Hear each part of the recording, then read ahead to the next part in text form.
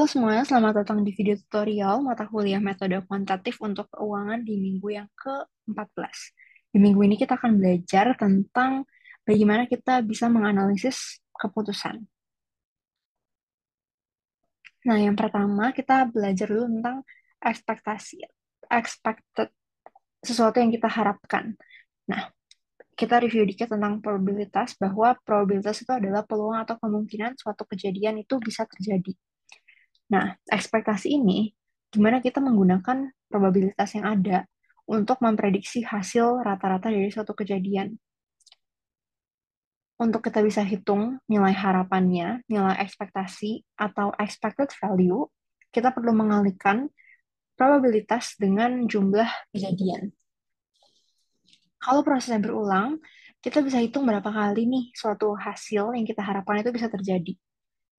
Jadi, rumus dari expected return atau expected value itu adalah probabilitas dari suatu kejadian dikalikan dengan jumlah percobaan yang ada. Kita langsung masuk aja ke contohnya biar langsung paham. Misalnya nih ada satu toko. Satu toko dia tuh bilang kalau probability kemungkinan seorang pelanggan itu datang lalu membeli itu nilainya 0,35. Nah, jumlah pelanggan dalam satu hari itu 500 orang. Sekarang kita mau tahu dari 500 orang ini berapa yang akan membeli gitu. Karena kan dari 500 yang datang nggak mungkin 500-500-nya beli gitu. Nah, jadi kita bisa hitung dengan kita kalikan probabilitas ini dengan nilainya. Dalam hal ini nilainya adalah orang. Jadi hasilnya adalah 175 orang. Maksudnya apa? Jadi kita bisa mengharapkan, kita bisa berekspektasi bahwa ada sekitar 175 orang yang melakukan pembelian dari 500 pengunjung yang ada. Bedanya ekspektasi sama prediksi apa? Ekspektasi itu rata-rata jangka panjang. Jadi nggak pasti setiap saat. Kayak 175 orang yang tadi adalah itu rata-rata. Bukan pasti fix tiap hari itu 175.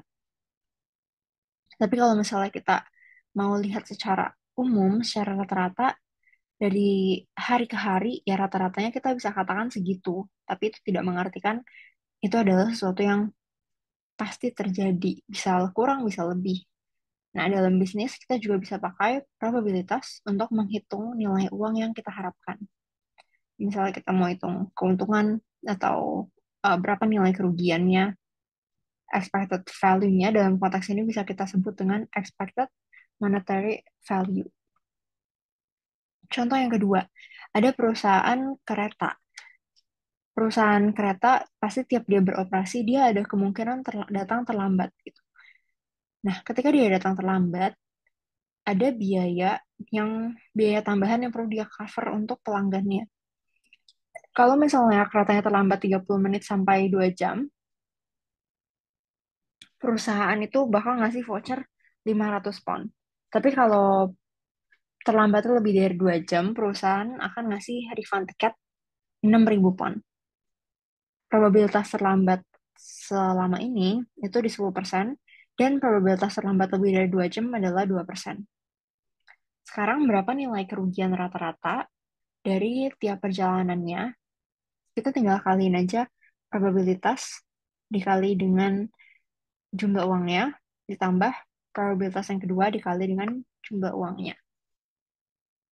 Dan kita dapetin hasilnya adalah 170 pound.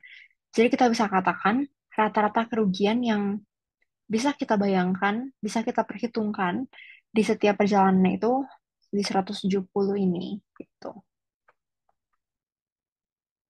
Contoh berikutnya, kita masuk ke pembahasan tentang decision rule. Jadi decision rule itu adalah teknik yang membantu kita untuk bikin keputusan ketika kita menghadapi ketidakpastian atau menghadapi resiko.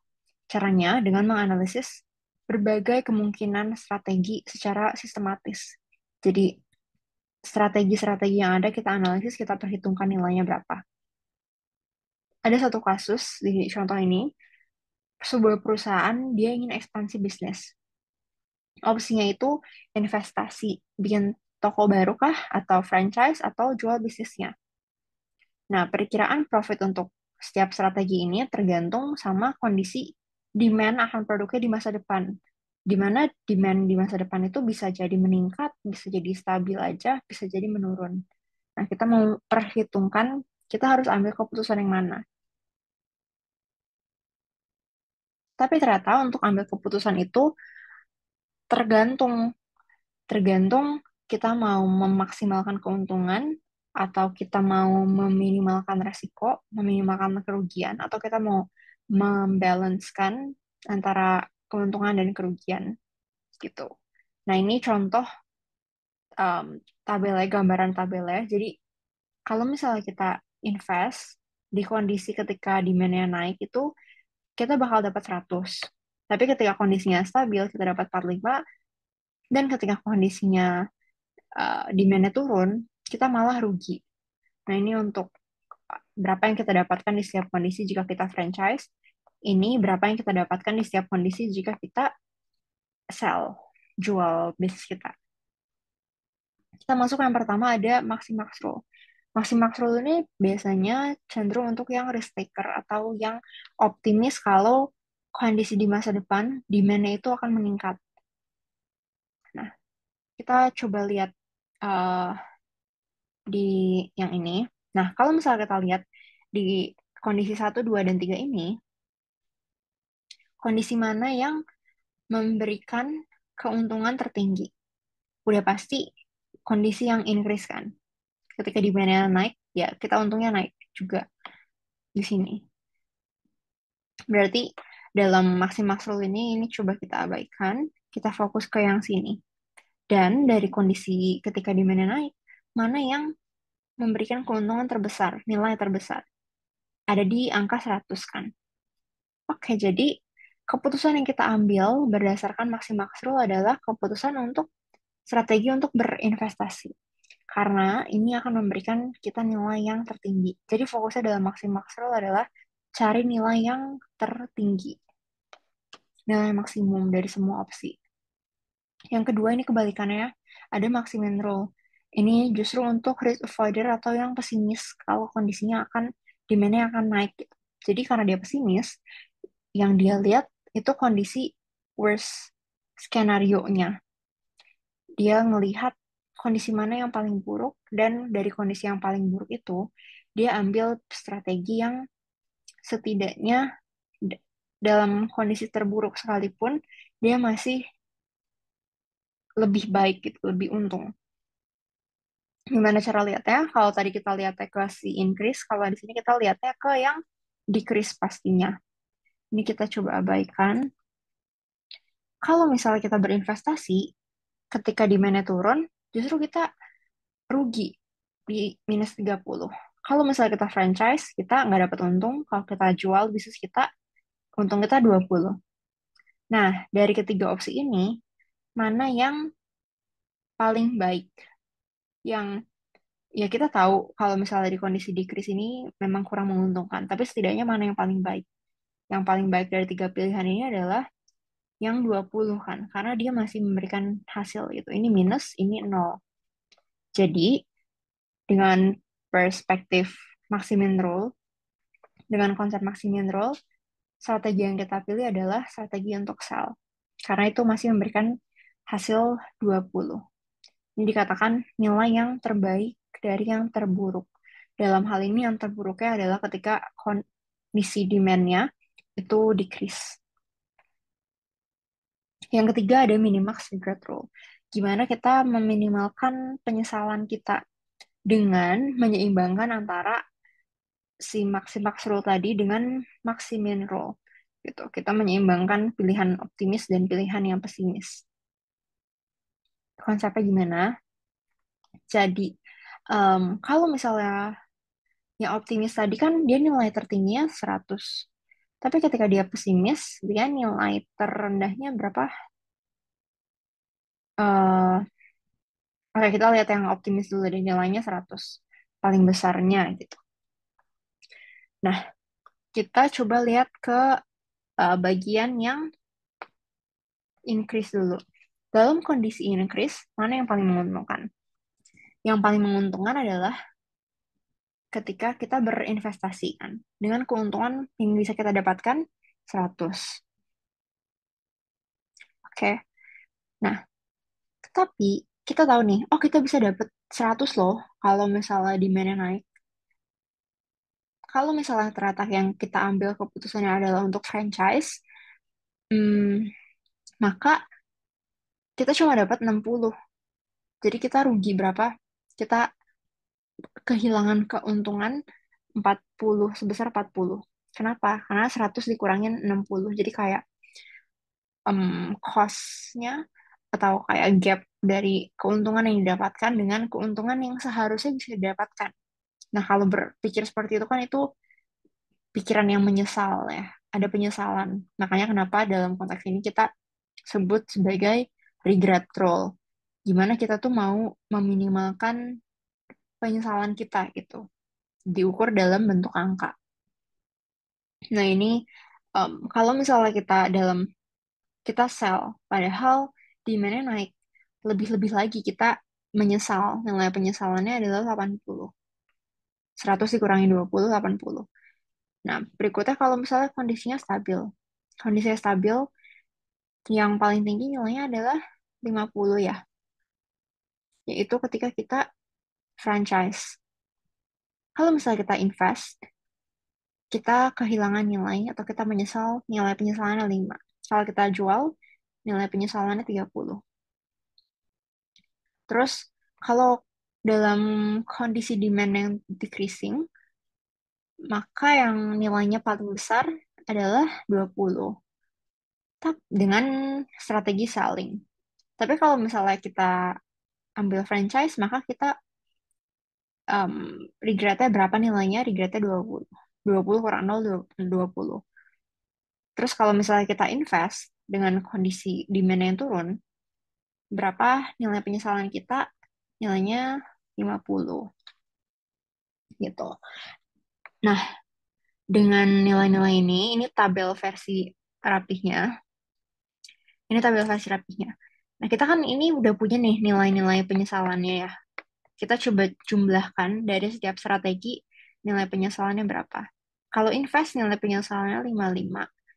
Ini ditambah ya. Kalau franchise nilai penyesalannya 60. Kalau sell nilai penyesalannya 100. Gitu. Jadi, em, keputusan yang bisa kita ambil adalah keputusan untuk invest. Karena dia nilai penyesalannya yang terkecil. Kita kalau ngambil keputusan, kita pasti mau ngambil keputusan yang tidak memberikan kita rasa menyesal. Sekalipun kita nyesal, seenggaknya penyesalannya kecil gitu. Itu berlaku dalam hal ini. Jadi istilahnya sekalipun ketika kondisi demand-nya turun, kondisi demand-nya decreasing, kalau misalnya kita pilih invest, memang sih kita rugi tadi minus 30. Tapi kita masih punya peluang dalam demand yang increase untuk mendapatkan profit sebesar 100 tadi. Gitu. Jadi kenapa nilainya tuh dia masih kecil karena walaupun bisa minus tapi ketika kita untung ya untung banget gitu. Jadi itu investasi ya yang diambil jika kita melihat dengan maximum regret rule. Nah, berikutnya rule yang terakhir yang keempat ada di equal likelihood decision rule. Ini terjadi ketika kita tidak tahu dengan pasti mana kondisi yang akan terjadi di masa depan. Kita bisa pakai pendekatan ini. Dalam konteks ini kita menganggap bahwa semua kemungkinan itu dianggap sama besar. Misalnya, um, ada dua kemungkinan. Oh, lihat yang ini dulu deh.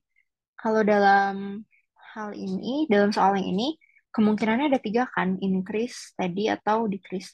Karena kita nggak tahu probability dari masing-masing kondisi itu berapa kemungkinan untuk terjadinya. Jadi kita mengasumsikan sama rata peluang terjadinya. Kalau peluangnya satu dibagi tiga berarti kan masing-masing peluangnya 1/3, 1/3, 1/3 atau 0,33 gitu peluang terjadinya. Nah, Tapi kalau misalnya kita anggaplah ceritanya soalnya cuma ngasih bakal ada increase atau steady atau stabil gitu. Akak peluang untuk tiap kejadian untuk increase dan steady ya satu dibagi dua aja. Jadi masing-masing dapat 0,5, 0,5 atau setengah-setengah kemungkinan terjadinya. Ini buat apa sih kita tahu tadi sepertiga atau 0,5 untuk menghitung lagi-lagi EMV expected monetary value-nya berapa. Jadi nilai peluang kejadiannya dikalikan dengan nilai keuntungan yang didapat. Kayak di sini, 1/3 dikali 100 ditambah 1/3 dikali 45 ditambah 1/3 kali minus 30. Didapatlah hasilnya segini. Nah, untuk franchise juga sama. 1/3 dikali 60 tambah 1/3 kali 50 tambah 1/3 kali 0. Begitupun untuk yang sell. Jadi didapat EMV untuk masing-masing strateginya adalah segini. Nah, kita lihat mana yang monetary value-nya itu paling tinggi. Paling tinggi diberikan oleh strategi investment. Jadi itulah kenapa menurut equal likelihood decision rule, invest adalah strategi yang terbaik, pilihan yang terbaik karena EMV-nya tertinggi. Gitu. Jadi dengan perhitungan kita hari ini, kita tuh berusaha menilai keputusan bukan berdasarkan cuma tabel plus minus kanan kiri kita bandingin, tapi di setiap plus minusnya itu seberapa besar sih dia mungkin untuk terjadi kayak gitu. Jadi benar-benar diperhitungkan dengan nilai angka. Bahkan penyesalan pun diberikan angkanya kan. Mungkin segitu aja teman-teman untuk materi hari ini. Tadi kita belajar tentang expected value, bagaimana kita bisa menghitung nilai yang kita harapkan, nilai yang kita ekspektasikan dengan mengalihkan probabilitas dan nilai atau jumlah dari suatu percobaan atau apapun. Dan kita juga belajar tentang decision rule. Tadi ada maximax, minimax, um, maximin regret rule, dan juga equal likelihood. Semoga video tutorial yang kali ini bisa membantu dan mudah dipahami. Semangat terus belajarnya sampai ketemu di video berikutnya. Terima kasih.